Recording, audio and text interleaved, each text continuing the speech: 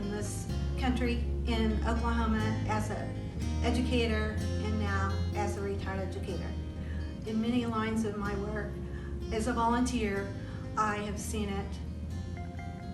Most recent that affected me was the issue at the City Council in Oklahoma City to have Native American Day as the same day as Columbus Day. The mayor said it's just not the right time. And many of the other city council members said the same thing, where they have been given all the facts about the rationale of what happened actually when Columbus discovered, supposedly, America. So I was so happy when the bill passed recently in the legislature. It passed last year, but the governor decided to veto it. Now it has passed once more and the governor has signed it. So we're so happy because many cities in Oklahoma have already decided to have Native American Day. Universities have. They celebrate it on their campuses.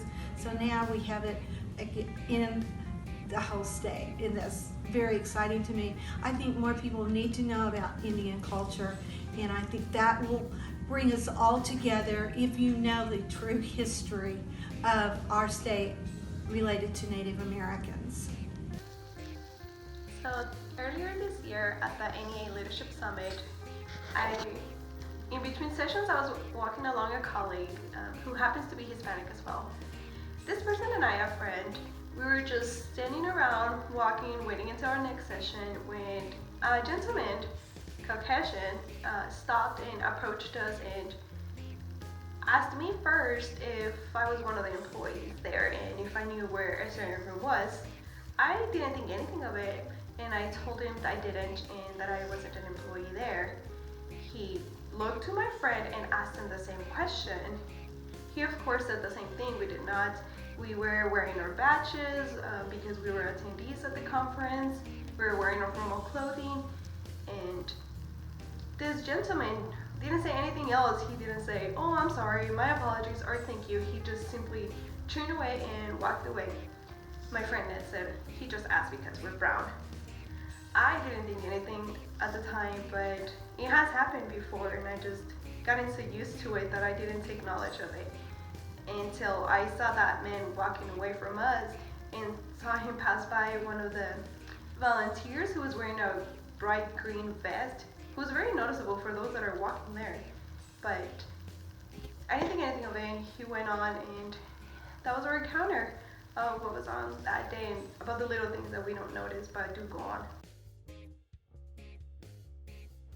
Systemic racism is something that I've probably dealt with most of my life. I mean, being a very active member of the minority community, I've often found myself in a situation where I've been the only one.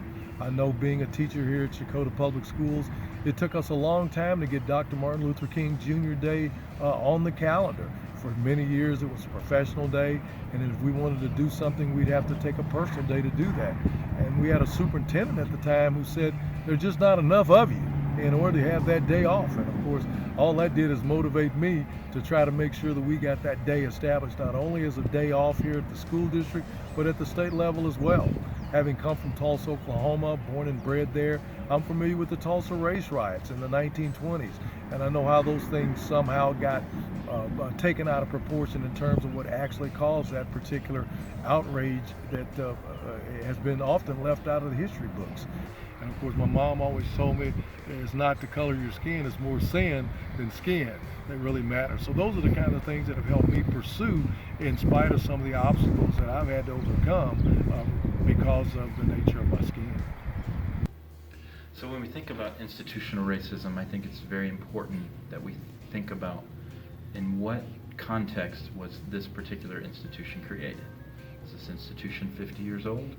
Perhaps more than that? Even institutions that are more recent,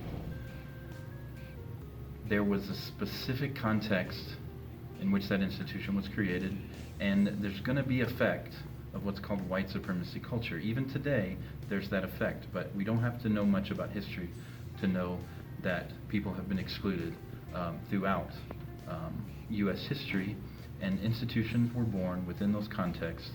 And if we are not what's called anti-racist, if if we do not systematically take away the policies and the rules that were created in the beginning that prop up this white supremacy culture, then it will continue on with that same effect.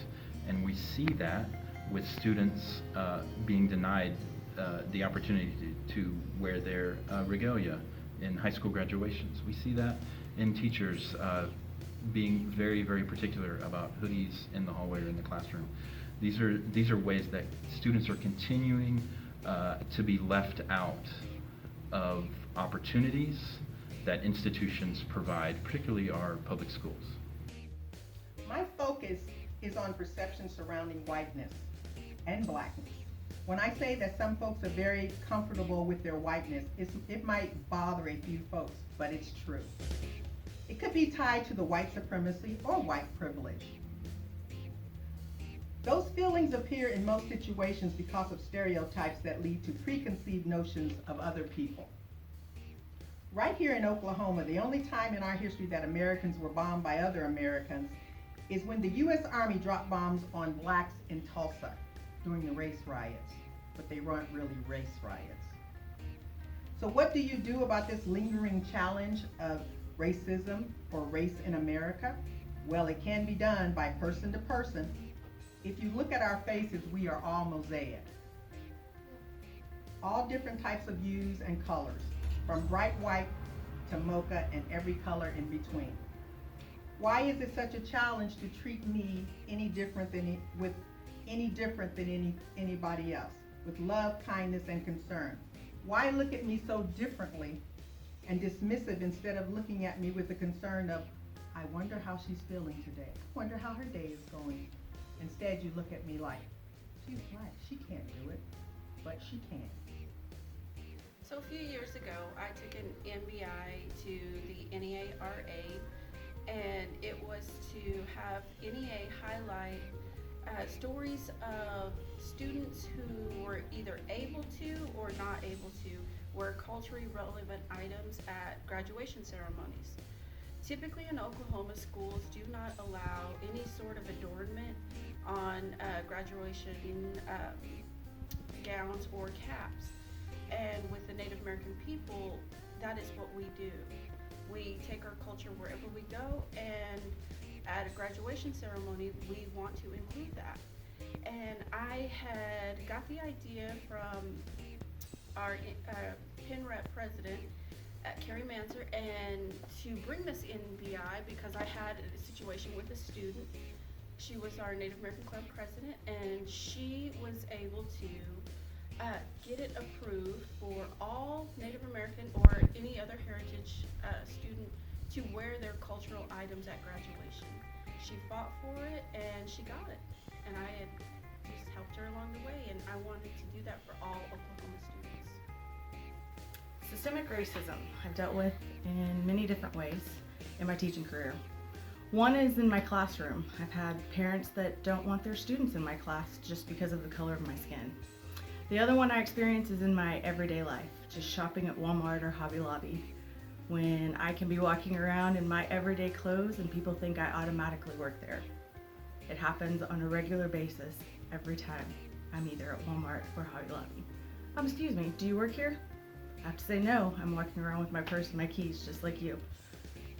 It's irritating, it's frustrating, but it's something I deal with every day.